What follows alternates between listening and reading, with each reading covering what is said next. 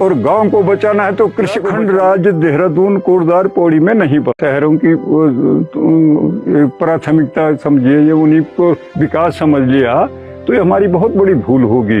मेरा मानना है कि अगर उत्तराखंड राज्य को जीवित रखना है तो गांव को जीवित रखना होगा। गांव अगर जीवित नहीं है तो उत्तराखंड राज्य का कोई अस्तित्व नहीं है। अगर खेती जीवित नहीं है, कृषि जीवित नहीं है तो गांव में रहने का कोई औचित्य है नहीं। तो मेरा मानना है कि अगर उत्तराखंड राज्य को एक दो टूक बात है कि अगर उत्तराखंड राज्य को बचाना है तो गांव को बचाना होगा, और गांव को बचाना है तो कृषि को बचाना होगा। अगर कृषि को आप नहीं बचा सके तो उत्तराखंड राज्य को कोई हस्ती बचा नहीं है। वहाँ मैंने देखा अपना खेत, मेरे लड़के ने नहीं देखा। लड़के ने देखा भी होगा दूर से, तो नाती पोतक के लिए तो खो गए वो आप ढूंढ नहीं पाएंगे उन खेतों को।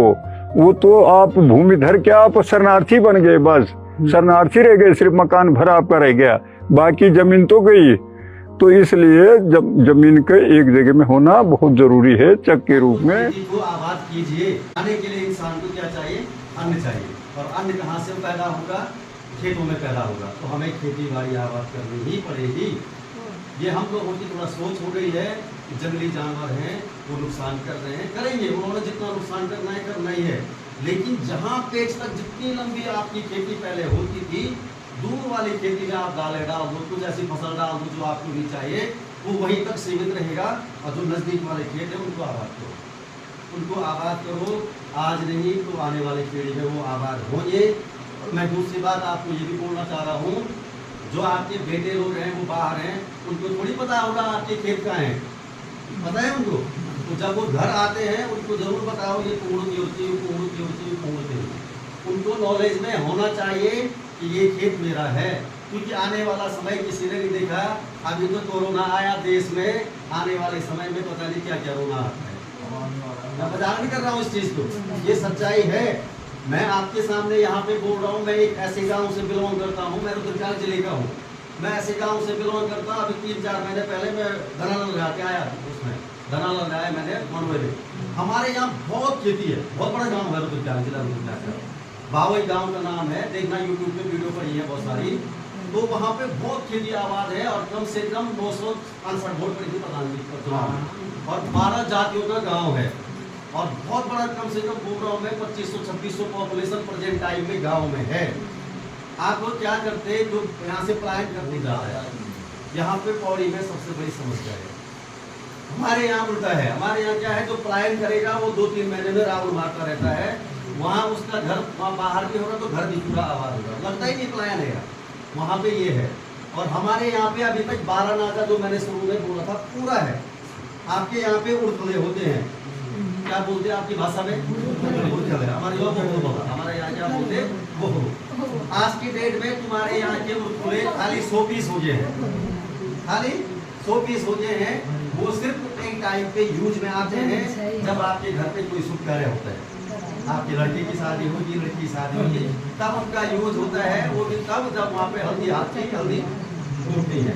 और पुराने लोग यहाँ पे हैं, पहले वो खेलों में हम लोग सट्टी टूटते थे, झगोरा टूटते थे, गोदा टूटते थे। आज तो चक्की होगी, फैशनेबल बन गए हैं। लेकिन जब सट्टी टूटते थे तो फेंटते थे ना सुप्पे से, और फेंटने के बाद एक पीठा होता था, पीठा जिसका हम लोग फंका मारते थे। कितना मिठास आती थी उसमें, मैंने भी खा रखा है। हम लोग अभी भी खाते हैं उस पीठे को, जब घर जाता हूँ मैं अभी भी खाते हैं। मैं सब मैं बोलता हूँ, मुझे दे दो। जो वो पीठा था वो अमृत है, वो पीठा अमृत है। बारीक समोसा सुप्पे पे चिपक जाता था, फटा सुप्पे को ऐसे करते तो हाथ में जाता था। वो अमृत इसलिए है क्योंकि जो हमारी खाने की नली है वो पतली सी है, इतनी नली है। अब जब हम लोग खाते हैं, खाना खाते हैं, तेल को ज़्यादा यूज़ करते हैं, घी ज़्यादा यूज़ करते हैं, मेहनत तो हमारी कम है, तो वो उस नली में यहाँ पे फैट चिपक जाता है। तो वो नली धीरे धीरे सक्रिय होती जाती है खाने की। जब पीठा खाते थे तो वो उसको पूरा साफ करता था। स्टार्च की मात्रा उस पीठे में ज़्यादा होती थी। उस पीठे में एंटीऑक्सीडेंट एक पोषण, एक तत्व होता है जो हमारे शरीर में जो बीमारियाँ आती है उनको मारता है, उस पीठे में होता था। उस पीठे में गामा ओरिजिनल एक तत्व है, वो पाया जाता है। मतलब एक तेल भी आता है बाजार में, हाथ वाले के लिए बोलते हैं, मोदी जी ने भी उसके लिए भाषण दे रखा है। उस तेल का नाम है राइस ब्रेन ऑयल। उसी पीठे का बनता है राइस ब्रेन ऑयल, और वो तेल हार्ट के पेशेंटों के लिए बहुत लाभदायक है और हमारे इंडिया में कम रहता है, विदेशों में हमारे भारत से ज़्यादा है। आज की डेट में आप पीठे को भी भूलिए, मैं आपके पास में इसलिए बोल रहा हूँ, आप सब पुराने लोग हैं, आपने ये चीज़ें देखी हैं और आपने उन चीज़ों को बंद कर दिया है, तो ऐसा नहीं चलने वाला। उन चीज़ों को आबाद करो। देखिए सुन ले, देखो आने वाले समय पे चेंजेस होंगे, बहुत बदलाव होगा, टेक्नोलॉजी बहुत बढ़ रही है, खेती बाड़ी ऐसी बंजर जाएगी तो बहुत मुश्किल हो जाएगी, ठीक है। रही रोजगार की बात, 50 विभाग आपके पास में है, आप विभागों के पास जाओ, प्रधान जी के माध्यम से बोलो।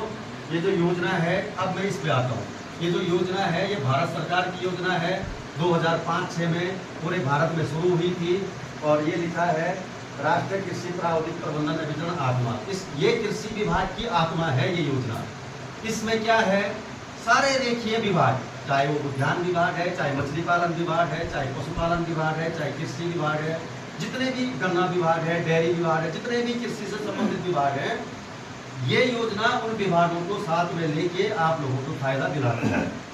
अब आप हैं, आपके बीच में कोई बोलना चाह रहा जी मैं मुर्गी पालन का काम करना चाहता हूँ, मुझे इस योजना से फायदा दो, तो सबसे पहले हम लोग आपको इस योजना से ट्रेनिंग के लिए भेजेंगे, पंतनगर भेजेंगे, हिमाचल भेजेंगे, आपको वहाँ से ट्रेनिंग करके आएंगे, आप ट्रेंड होंगे, मुर्गी कैसे पाली जाती है। फिर आपको इस योजना से हम लोग 4000 की धनराशि आपके खाते में डालेंगे। आपने उस 4000 की चूजे लेने हैं, मुर्गी के बच्चे, और अपना मुर्गी पालन का व्यवसाय शुरू करना है। कोई बोलता है मैं मछली पालन का काम करना चाहता हूँ, आपको इस योजना से ट्रेनिंग दी जाएगी और इसी योजना से आपके यहाँ पे मछली पालन का हौज बनाया जाएगा, मछली का बीज भी फ्री में दिया जाएगा, आप मछली पालन का काम करिए। कोई बोलता है मैं डेयरी पालन का काम करना चाहता हूँ, उसके लिए गाय लेने के लिए हम लोग इस योजना से 15 से 20 हज़ार रुपये देते हैं, आपके यहाँ पे 5-6 ट्रेनिंग होती है, आप गाय का काम कीजिए। कोई बोलता है मैं मधुमक्खी पालन करना चाहता हूँ, मधुमक्खी पालन की जरूरतें हैं किसी के घरों में है, अभी मोने हैं, उन पे मोने शहद निकालते हैं, ठीक है। वो जो मोने हैं उनका हमारे जीवन में बहुत बड़ा रोल है। अगर वो मोने नहीं होते तो अन्न भी नहीं होता, फल फ्रूट भी नहीं होते। वो क्या करते हैं, फूलों पे परागण करते हैं तो वहाँ फल बनता है। वो मोने बहुत बड़ी कहानी है उनकी। आप कोई मौन पालन करना चाहते हैं, वो हमारे पास में है, हर सुविधाएं हैं। कोई सब्जी का काम करना चाहता है, आजकल की डेट में अगर आपके यहाँ पे पानी है, आप सिर्फ 3 खेत करो और टमाटर लगाओ, टमाटर की हाइब्रिड प्रजातियां आ गई हैं। इतना बड़े बड़े पौधे होते हैं टमाटर के, और एक टमाटर में 18 से 20 किलो टमाटर लगता है। सब हमने देना है फ्री में, आपको ट्रेनिंग भी हमने देनी है आपको। वहाँ पे जब आप पौधा लगाएंगे, वो पौधा भी हम सिखाएंगे आपको कैसा लगाना है, हर चीज। और जब आप एक नाली खेत में टमाटर लगाते हैं तो 100 पौधे टमाटर के लगते हैं। 18 किलो उत्पादन होता है, मान लो 10 किलो भी होता है तो 10 क्विंटल टमाटर एक नाली में निकलता है। और 1 किलो टमाटर आपका आराम से आपके खेती से 25 रुपये किलो बिक जाता है। तो 10 क्विंटल टमाटर आपका 25,000 रुपये का बिक जाएगा एक खेत से। और 3 महीने की फसल है टमाटर की। देखिए आप, एक नाली आपको 3 महीने में 25,000 रुपये घर बैठे बैठे दे रहा है। फिर आपके 2 खेत और छूट गए। 2 खेत में, एक में आप बैंगन लगाओ, शिमला मिर्च लगाओ, आप 20-25 हज़ार वहाँ से कमा सकते हैं। और ये जो सब्जियों की खेती होती है, ये मात्र 3 महीने की फसल है सब्जियों की खेती। और 6 महीने में, 3 महीने में आप घर में बैठ के, आप घर में बैठ के 40-50 हज़ार रुपये कमा सकते हैं। उसके अलावा आपका साइड में मुर्गी पालन है, साइड में आपका मत्स्य पालन है, आपने एक जर्सी नस्ल की गाय भी पाल रखी है। तो रोजगार के लिए बाहर क्यों जाएगा आदमी, आप बताइए। हमारे पहाड़ों पे हम लोग, जब मेरे भाई बंद, मेरे छोटे भाई लोग दिल्ली जाते हैं, इंटर हाई स्कूल BA में हमने करा हुआ रहता है, हम लोग वहाँ पे 15 से 20 हज़ार की नौकरी करते हैं। कितनी तो करते होंगे, या 30 ही मान लो। फिर मैंने नौकरी करी, मेरी शादी हो गई, तुमने बोला चल खड़ा ये भी तो हड़बड़ी दो, ये बारी भी तो हड़बड़ी, बारी भी चले गई। अब क्या होता है, 25-30 हज़ार में दिल्ली में गुजारा नहीं होने वाला। 5-6 हज़ार का एक छोटा सा कमरा मिलता है, लैट्रिन बाथरूम भी ये भी चौड़ा है, ये भी ज़्यादा चौड़ा है, इतनी लैट्रिन रहती है, इतना बाथरूम रहता है। आदमी ऐसे जाएगा तो ऐसे ही बाहर आएगा, मुड़ भी नहीं पाएगा। ऐसा जीवन है बड़े बड़े शहरों में। वो आदमी 15-20-25 हज़ार की नौकरी वहाँ करने के बजाय अगर अपने घर में करे, स्वरोजगार करे, तो वो दिल्ली वाला बढ़िया है, घर का बढ़िया है, ये बताओ। देखो क्या फायदा है। वहाँ पे हम लोग क्या कर रहे हैं, मान लो मेरी घरवाली है, मुझे 25 हज़ार मिलती है दिल्ली में, और उसमें पूरा नहीं हो रहा है, तो मैंने अपनी घरवाली कोठी में भेज दी। पोछा मारने के लिए। पढ़ी लिखी तो है नहीं, मेरी घर वाली इंटर है, तो क्या होगा, मैंने दूसरे घर में झाड़ू मारने के लिए, पोछा मारने के लिए भेज दी। लेकिन अपने घर में हम लोग, अपने गांव में, अपने घर में हम चौथा जानते हैं आप, मॉडल लेपन या लाल माटल लेपन, वो करने के लिए हम बड़े आते हैं। कितनी बड़ी विडम्बना है। आने वाले समय में ये सब चीजें चेंज हो जाएंगी। सरकार आपको घर में आके दे रही है, लेकिन फायदा उठाने वाला कोई नहीं है। हम लोग आपके बीच में कोई ऐसा मेंबर होगा जिसकी 2 गायें हैं, दूध बेचता है, उसके लिए इस योजना से 10,000 का पुरस्कार भी है बिलोव लेवल के। आपके बीच में कोई ऐसा समूह है जो महिलाएं समूह में खेती बाड़ी करती हैं, सब्जी उगाती हैं, दाल उत्पादन करती हैं, उनके लिए इस योजना से 10,000 की धनराशि भी है। आपके बीच में कोई सब्जी का काम करता है, उसको हम लोग जिले लेवल पर 25,000 का पुरस्कार भी इस योजना से मिलता है। सारी चीजें हैं। आपके यहाँ पे संतरा ज़्यादा होता है, आपके यहाँ पे मान लो मिर्चें ज़्यादा होती हैं, या नींबू किसी के ज़्यादा होते हैं, आपको अचार बनाना नहीं आता है, मान लो आपने प्रधान जी को बोल दिया हम लोग यहाँ पे आएंगे, पूरी टीम आएगी, जो गैस का सिलेंडर होगा, बर्तन भांडे आपके होंगे, सिलेंडर का भी जो गैस रहेगी उसका भी हम लोग आपको पैसा देंगे, मिर्च मसाला जो उस अचार में पड़ता होगा, तेल दाल, वो हम सब लेके आएंगे, सब फ्री। आपने अपना मैटर वहाँ पे लाना है, आप सब लोग होंगे, आपको ट्रेनिंग दी जाएगी, मिर्च का अचार कैसे बनता है, आम का कैसे बनता है, नींबू का अचार कैसे बनता है, सारी ट्रेनिंग हम आपको देंगे, परफेक्ट बनाएंगे आपको। आप अचार बनाना सीखिए समूह के माध्यम से। किसकी इनकम होगी? समूह की इनकम होगी। आपके जो समूह हैं, आप अपने समूह में मान लो अभी 100 रुपया जमा हो रहा है मंथली, कितना रुपया जमा करते हैं आप? उसको 200 रुपये 300 रुपये बढ़ा दो। 100 रुपये 200 रुपये 300 रुपये बड़ी बात नहीं है। उतने की तो हमारे जो चाचा ताऊ लोग हैं बाजार में जाके हाफ पी लेते हैं 400 रुपये की। तो आप महीने में 200-300 रुपये अगर जमा करेंगे, 5 साल बाद आप देखेंगे ये 100 रुपया आपका हजारों में बन जाएगा। ये समूह के फायदे हैं।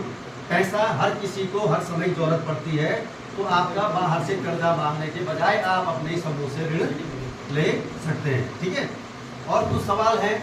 आपके बीच में कुछ लोग ऐसे होंगे जिनकी सम्मान निधि नहीं लगानी होगी, किसान सम्मान निधि, ऐसे हैं कुछ लोग आपके बीच में? नहीं है? हाँ, 2000 जो 2003 महीने में मिलती है मोदी जी की, 4 महीने में। ठीक है, मैं बता रहा हूँ प्रोसेस। प्रधान जी बता देंगे आपको। जिनको नहीं किसान सम्मान निधि लगानी है, उनका खतौनी में नाम होना चाहिए। सबसे पहली अनिवार्यता ये है, खतौनी में नाम होना चाहिए। उसके बाद आपका आधार, बैंक पासबुक और खतौनी, 3 चीज लग जाएंगी। प्रधान जी फार्म ले आएंगे, वहां से प्रधान जी करवा देंगे। मेन है प्रधान जी की मुहर। प्रधान जी ने मुहर मार दिया तो समझो हो गया।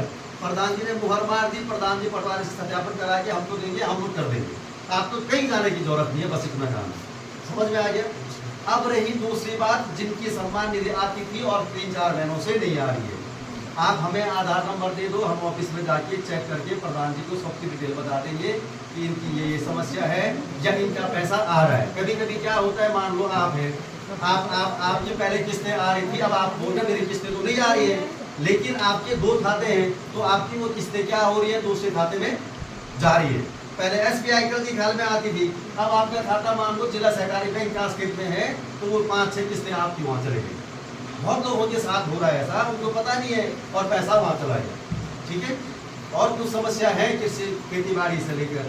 आपके बीच में एक समूह को हम लोग 2025-26 में 10,000 रुपया देंगे, लेकिन देंगे उसी समूह को प्रधान जी जिनका रिकॉर्ड सही होगा, समूह का लेखा जोखा सही होगा, और जो समूह खेती बाड़ी में एक्टिव होगा, मतलब खेती बाड़ी कर रहा होगा। ठीक है। और कुछ सवाल जब आप पूछते हैं आपने, आप